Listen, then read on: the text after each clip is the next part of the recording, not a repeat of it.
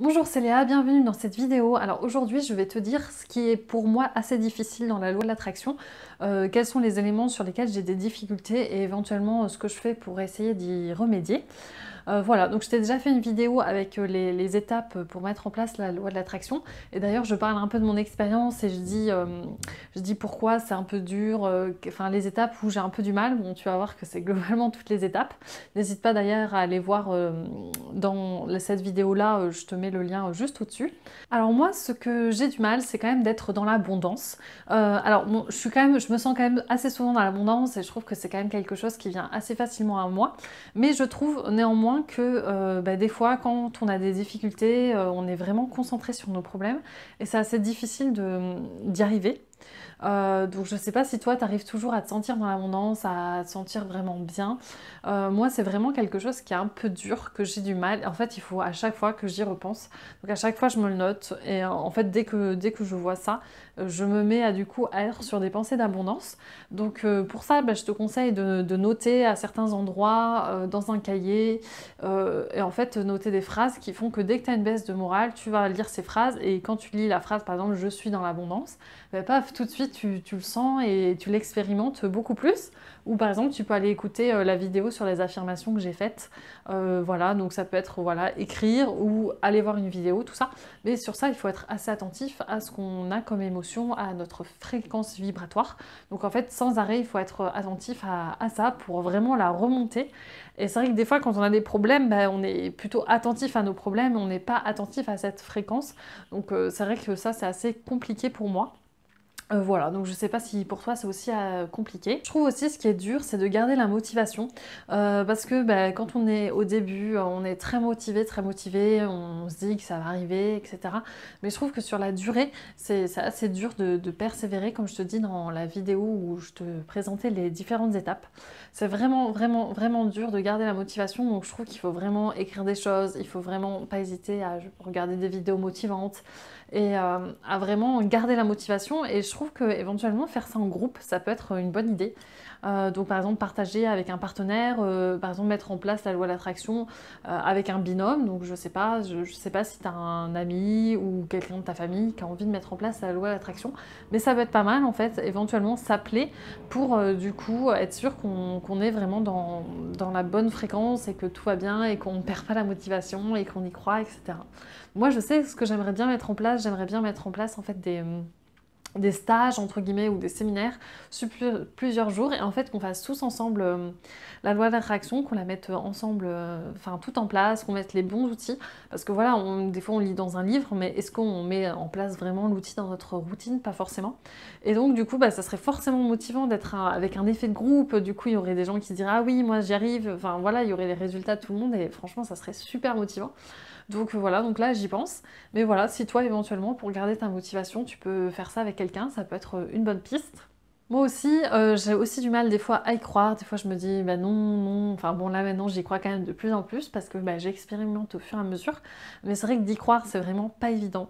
Enfin voilà, il faut vraiment sans cesse regarder des témoignages, tout ça. Et après, regarder des vidéos. Mais je trouve que des fois, les gens, ils parlent pas trop de leur expérience. Enfin, je trouve que c'est pas mal vraiment de concrètement, en fait, donner des exemples concrets. Alors des fois, dans les livres, il y a des exemples de trucs de dingue qui sont arrivés. Mais je trouve que c'est pas mal aussi d'avoir des monsieur et madame tout le monde, c'est assez intéressant et vraiment que ce soit des exemples proches. Donc je trouve que ça manque un peu de vidéos, de témoignages sur YouTube, ce genre de choses. Il y en a quelques-unes, mais je trouve pas assez à mon goût. Et ça me permettrait du coup d'y croire encore plus et vraiment de garder, de persévérer, de persévérer, de persévérer. Donc moi, ce que je fais pour y croire encore, pour vraiment être dans la persévérance, c'est que je regarde du contenu, je regarde du contenu.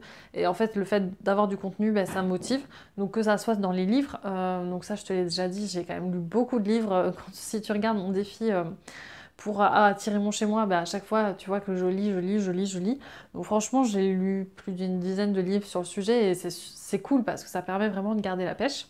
Ou aussi regarder des vidéos selon ce que tu préfères. Ça peut être un bon truc de vraiment continuer d'y croire, continuer d'y croire. Et vraiment aussi, pourquoi pas écrire pourquoi on y croit, enfin les exemples, tout ça. Et se motiver soi-même, ça peut être une bonne idée. Aussi, ce dont j'ai du mal, c'est de faire comme si. Souvent, dans les cartes, ils disent faites comme si, Faites comme si ce que vous avez est déjà arrivé. Mais je trouve que c'est un peu dur parce que des fois, par exemple, je sais pas, si on veut être riche, imaginons, bon, c'est un exemple que des fois beaucoup de gens veulent faire sur la loi de l'attraction, ben, c'est dur de faire comme si on n'a pas d'argent. Enfin, pour ma part, je trouve que c'est un peu dur.